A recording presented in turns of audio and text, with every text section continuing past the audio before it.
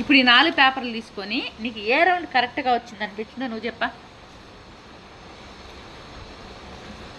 ఇంకో పేపర్ అది ఆడికి వెళ్ళిపోయింది.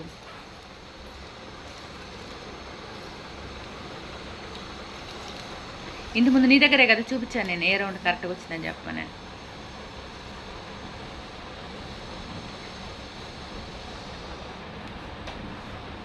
ఇది కూడా ఉంది ఇక్కడ, ఇంకొక పేపర్ కూడా.